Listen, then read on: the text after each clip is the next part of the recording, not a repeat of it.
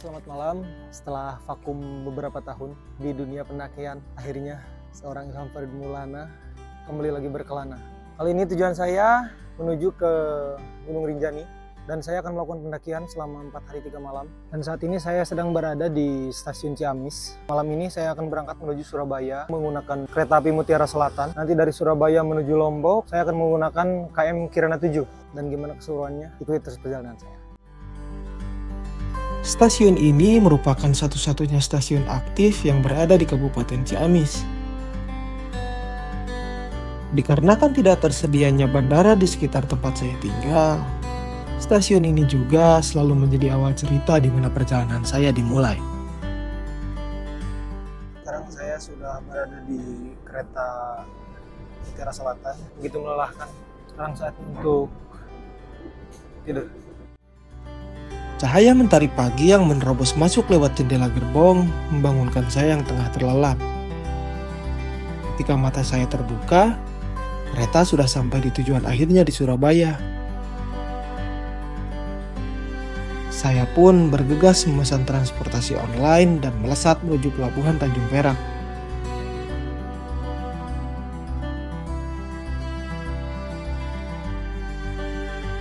Saya sangat menikmati perjalanan dengan melihat-lihat suasana pagi hari di kota pahlawan dari balik jendela mobil. Tak lama, saya tiba di pelabuhan.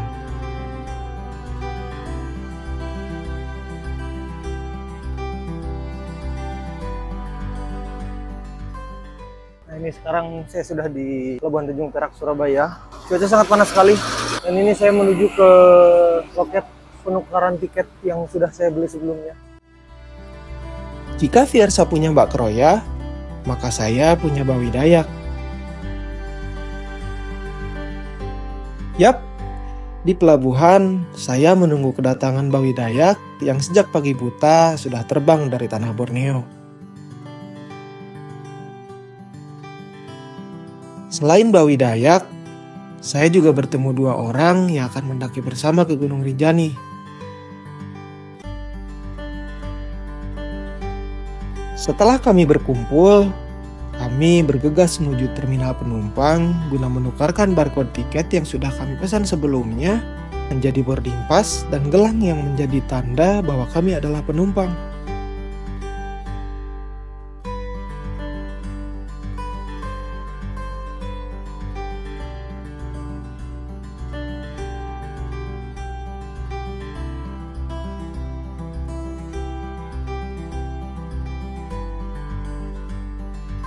Di ruang tunggu tidak terlalu sesak. Namun dikarenakan tidak adanya AC, ruang tunggu terasa sangat pengap dan panas.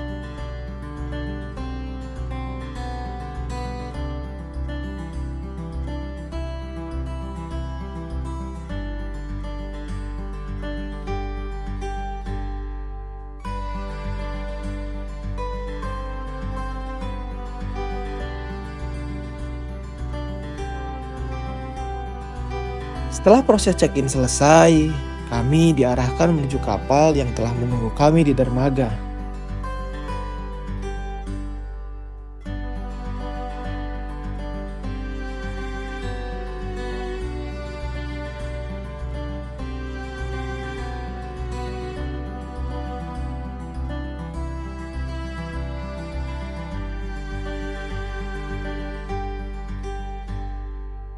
Di kapal, kami langsung mencari tempat di mana kami akan beristirahat selama 22 jam perjalanan dari Surabaya menuju Lombok.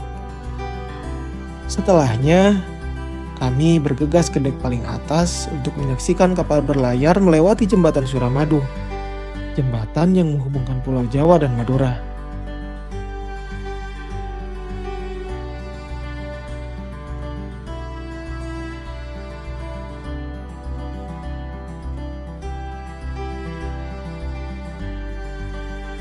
Di atas, terik sang Raja Siang sangat menusuk kulit.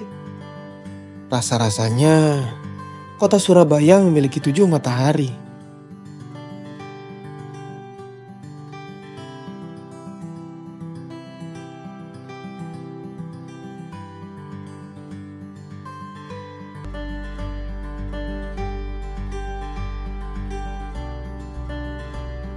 Kapal yang kami naiki memiliki beberapa kelas. Di antaranya kelas ekonomi duduk dan tidur, kelas 1-3, dan very important person atau kelas VIP. Di antara kelas-kelas tersebut, kami lebih memilih kelas ekonomi tidur. Selain harganya yang relatif murah, kelas ekonomi tidur juga terkesan lebih nyaman bagi kami, dan kami pun bisa banyak berbaur dengan penumpang lain. Ini kita lagi eksplor kapal dan nanti sore kita mau nyenset sementara. Sekarang mau istirahat dulu, tidur siang. Tapi nanti katanya tahu jam 1-an dapat servis makan. Doa kami terkabul. Seiring perut yang mulai keroncongan, akhirnya jam makan siang pun tiba. Para kru kapal terlihat sibuk membagikan hidangan kepada para penumpang.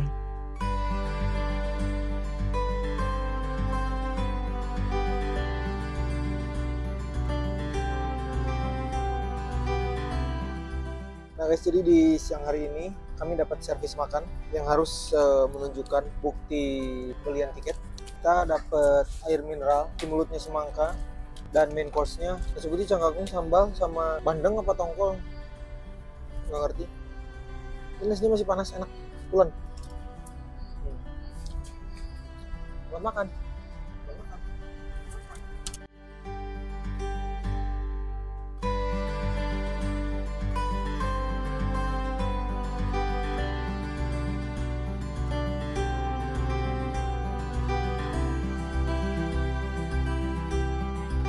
Waktu menunjukkan pukul 5 sore. Setelah mandi, saya bergegas ke dek paling atas guna berburu sunset. Namun, saya kurang beruntung. Cuaca sore ini kurang bersahabat. Langit menghitam, bertanda hujan akan mulai turun membasahi bumi. Begitupun dengan sunsetnya. Ia menampakkan pesonanya dengan sedikit malu-malu dan perlahan pergi tanpa pesan. Sore ini, langit didominasi oleh warna hitam yang menandakan hujan akan segera turun dengan lebatnya. Semoga perjalanan ini tetap aman dan nyaman walau di tengah cuaca yang kurang bersahabat.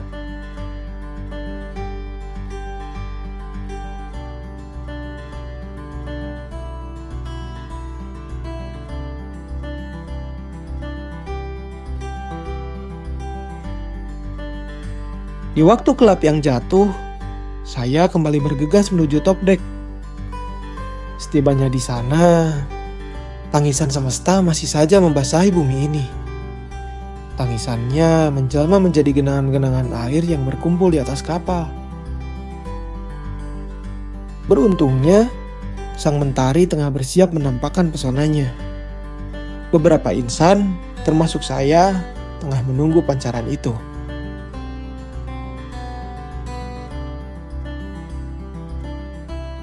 Pagi ini, dunia seakan memancarkan seluruh pesonanya. Tangisan semesta, pancaran sinar mentari pagi, serta gemuruh air yang menjelma menjadi simfoni yang indah.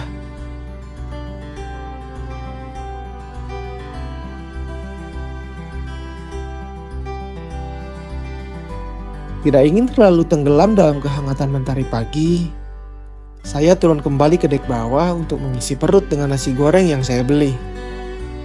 Betul, makan gratis yang disediakan selama perjalanan ini hanya 2 kali saja, siang dan malam. Selebihnya, kami harus membeli nasi atau camilan yang tersedia di dalam kapal.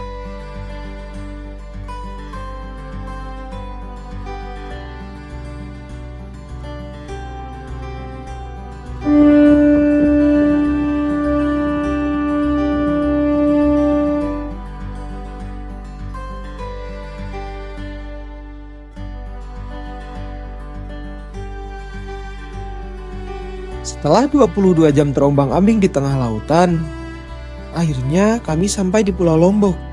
Di sana pula, kami sudah ditunggu oleh driver yang akan membawa kami mengunjungi beberapa destinasi di Pulau Lombok. Setelah bertemu beliau, kami diarahkan ke mobil travel yang telah disediakan. Oh iya, di pendakian kali ini, saya mengikuti trip organizer.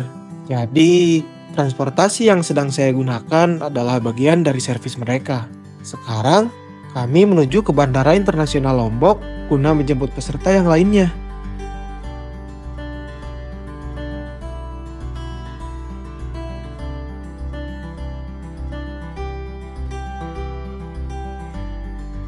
Selesai bersantap ayam taliwang, kami pun melesat menuju destinasi pertama, Desa Sade. Di tengah pesona Pulau Lombok, Desa Sade berdiri kokoh sebagai penjaga tradisi dan saksi bisu suku Sasak yang masih terjaga. Nah, jadi ini semuanya berada di kampung Sade. Jadi Sade menurut itu artinya obat. Jadi luas perkampungan ini kurang lebih 2,5 hektar. Rumah-rumah di Desa Sade dibangun dari bahan-bahan alami seperti bambu, alang-alang, dan tanah liat yang tentunya mudah ditemukan di sekitar desa. Di Desa Sade banyak warga yang menjual kain tenun, aksesoris, dan cenderamata khas Lombok. Di sana pula, saya dihadiahi gelang sederhana oleh Bawi Dayak. Setelah puas mengagumi keunikan Desa Sade, kami pun menuju ke destinasi selanjutnya. Selamat datang di Pertamina Mandalika International Circuit. Sirkuit ini telah menjadi tuan rumah berbagai kompetisi balap motor dan mobil tingkat dunia. Dengan lokasi yang indah di pantai Mandalika, sirkuit ini adalah salah satu tujuan terkemuka di Nusa Tenggara Barat. Tidak jauh dari sirkuit Mandalika, kami tiba di Bukit Merese. Bukit ini menghadirkan beragam keindahan alam dalam satu kesatuan, termasuk pantai dengan pasir putih, lautan biru yang memikat, perbukitan yang membentang, serta padang rumput hijau yang luas.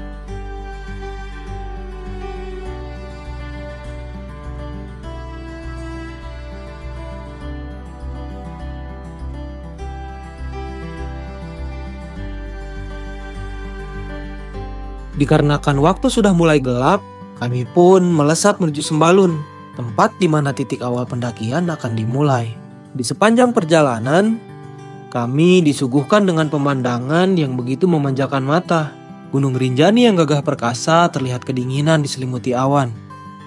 Sesampainya di rumah singgah, kami disuguhi welcome drink dan camilan berupa donat yang lezat. Di situ pula, kami di briefing oleh Mas Is, pemilik trip organizer ini. Selesai briefing, kami pun menyantap makan malam dan melakukan packing barang yang akan kami bawa mendaki. Setelahnya, kami pun tertidur lelap. Udara dingin masih memeluk kami pagi itu, dan saya beranjak bangun untuk mengamati sekitar. Pagi hari di Desa Sembalun adalah sebuah kenikmatan yang patut disyukuri. Desa Sembalun berada di ketinggian 1150 meter di atas permukaan laut. Desa Sembalun merupakan salah satu desa di Kecamatan Sembalun yang seluruhnya berada di kaki Gunung Rinjani. Wisata pendakian Rinjani memang menjadi magnet atau daya tarik utama Desa Sembalun. Pagi itu, kami mengecek ulang barang-barang yang akan kami bawa untuk mendaki, dan kami berkenalan kepada porter yang akan membawa peralatan kelompok selama mendaki. Setelahnya, kami bersantap nasi goreng dan secangkir teh panas.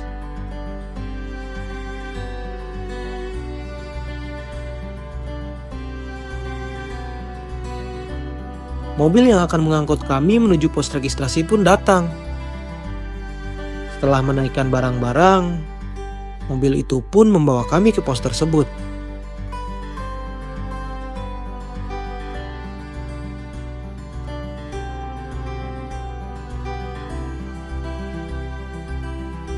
Di pos tersebut, kami melakukan check-in pendakian, lalu barang-barang kami didata oleh petugas guna memastikan tidak ada barang terlarang yang kami bawa.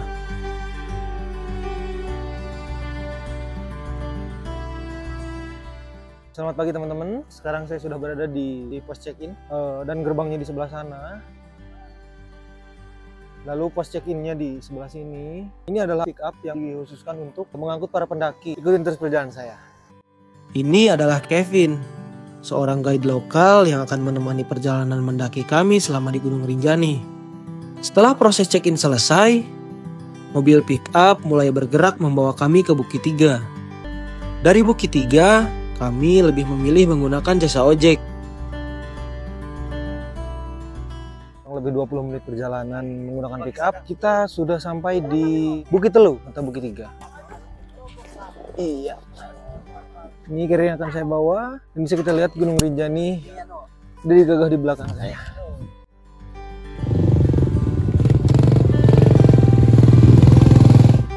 Jika memilih berjalan kaki, waktu yang akan ditempuh adalah 2 jam perjalanan. Tapi jika menggunakan jasa ojek, hanya memerlukan waktu 30-40 menit saja. Selain membantu perekonomian warga sekitar, menggunakan jasa ojek juga membantu memangkas waktu tempuh kami dari Bukit 3 sampai dengan pos 2.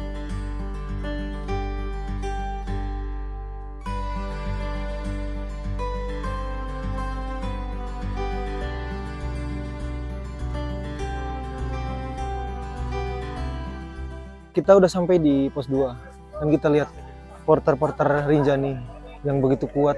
Dan ini suasana di sekitar pos 2, banyak warung-warung dan juga porter-porter yang melayani tamu-tamunya. Tidak hanya warga negara Indonesia saja, di sini juga banyak warga negara asing yang mendaki Gunung Rinjani. Keren-keren. Ilham Farid. Saya. Ana. Titik pendakian dimulai dari pos 2. Dengan medan yang sedikit menanjak membuat Bawidaya kecapean, dan saya memutuskan untuk membantu membawakan carrier yang ia gendong. Dari pos 3, medan yang harus kami lalui menjadi semakin curam, dan kami harus ekstra waspada. Ditambah alam yang mulai menangis, langkah kami cenderung sering terpeleset.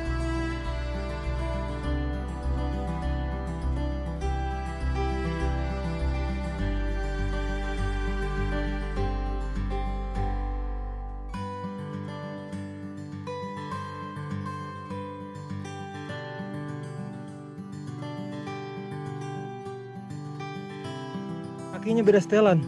Bapak setelan racing. Ayo sok ah.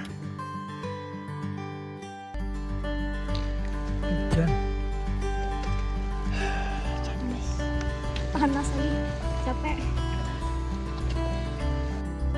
Sesaat setelah melewati pos 4, awan dan alam saling menyatu mengiringi langkah kecil kami yang mulai kelelahan. Ya Allah, kasihannya kaum duafa. Iya, kasihan banget anjir.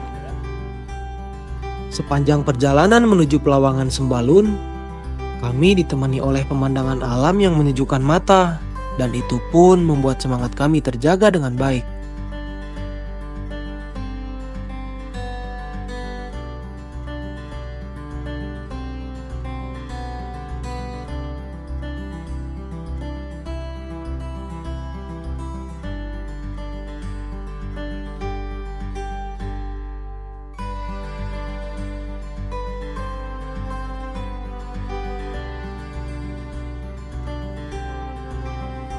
Berharap segera sampai ke Pelawangan Sembalun, beberapa porter yang turun menyemangati kami dengan ucapan, "Semangat kak, 10 menit lagi sampai."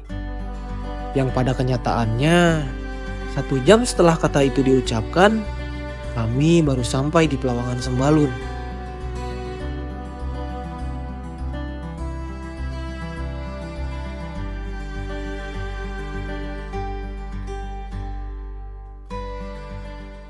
Ya guys, akhirnya setelah perjalanan dari pagi sampai sekarang setengah 6, kita sampai di tempat camp kita di Pelawangan 3. Ya Allah, capek sekali. Dan belakang saya Danau Segara Anak. Dan ini tempat kita ngising with view. Very good, very good. Dan sekarang agenda kita makan-makan, habis itu tidur. Besok malam jam 12 atau jam 1 kurang lebih, dini hari kita berangkat ke puncak. Dan ini kegiatan kita makan-makan. Itu tendanya, 3 tenda. Ini tenda porter. Good. Setelah makan, kami semua memutuskan untuk tidur guna menyiapkan energi untuk melakukan summit attack di tengah malam nanti.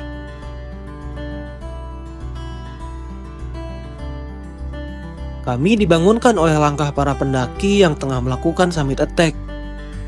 Begitupun kami. Kami juga melakukan persiapan dengan mengisi perut dengan roti dan secangkir teh manis panas.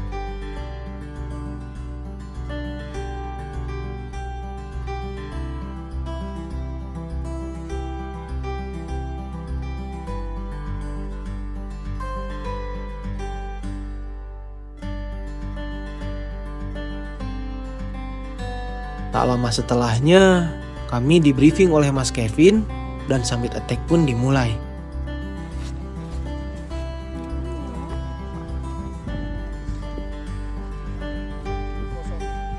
Enak kah? Enak banget, manis dari sini.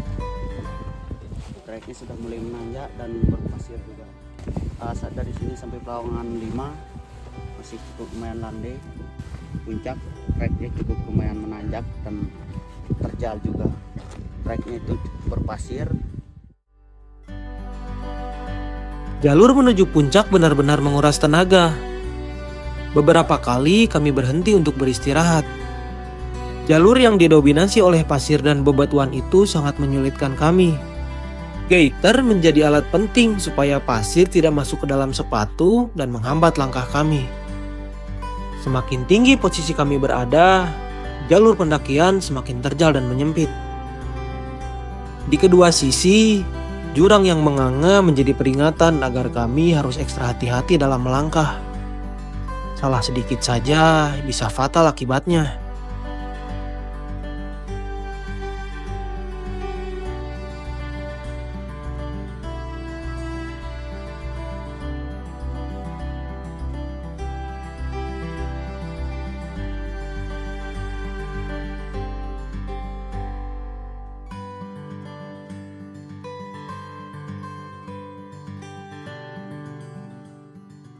Halo teman-teman, sekarang saya sedang menapaki letter E, trek tergila menuju puncak Rinjani. Treknya berpasir dan berbatu. Tadi matahari sudah muncul, cantik sekali. Dan sini bisa kita lihat. Ini di sini Danau Segara Anak, tapi tertutup oleh awan. Cantik sekali.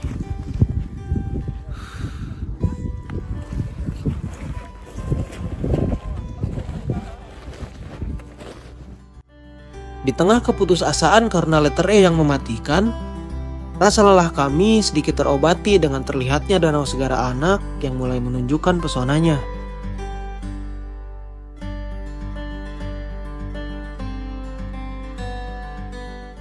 Kita hampir sampai puncak dan ini last step. Oh gosh, jalur ini sangat mantap sekali. Bagaimana? Mantap. Sempat hampir mau nyerah karena letter E nggak ada ampun. Benar-benar kawasan dilarang menyerah, ya Allah.